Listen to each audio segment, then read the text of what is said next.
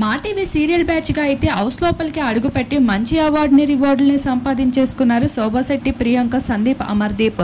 అలా వీరందరికీ పోటీ ఇచ్చేయడానికి వైల్డ్ కార్డ్ ద్వారా వచ్చిన కంటెస్టెంట్స్ అయితే శోభాశెట్టిని నామినేట్ చేసుకుంటూ ఐశ్వర్య అయితే చెప్పేస్తుంది, మీరు గ్రూప్గా ఆడుతున్నారు, ఇండివిజువల్గా నాకేమీ కనిపించడం లేదు, మీరు ఇండివిజువల్గా ఆడండి అంటూ తనైతే నామినేట్ చేయడంతో ఆ మాటల్ని శోభ తీసుకోలేకపోయింది. రివర్స్లో ఐశ్వర్యని నామినేట్ చేసుకుంటూ అసలు వచ్చే మాటలతో చెప్పేయడం కాదు, ఆట ఆడి చూపించు, ఇప్పుడే వచ్చి రాగానే అప్పుడే గొడవలు పెడుతున్నావా అంటూ శోభాశెట్టి అయితే ఐశ్వర్యని ఇచ్చి పడేసింది. ఇక ఆ మాటల్ని తీసుకోలేకపోయిన ఐశ్వర్య, నా ఆట చూసి మాట్లాడాలే కానీ అసలు ఏమీ లేకుండా నేను నామినేట్ చేశానని నన్ను ఎలా నామినేట్ చేస్తుంది అంటూ ఎక్కెక్కి ఏడుస్తూ గేట్స్ ఓపెన్ చేసి నేను వెళ్ళిపోతా బిగ్ బాస్, నాకు ఇక్కడ ఏమీ ఉండాలని లేదు అంటూ చాలా బాధపడుతుంది. అప్పుడు పూజతో పాటు మిగతా హౌస్మేట్స్ అందరూ వచ్చి తనని ఓదారుస్తారు.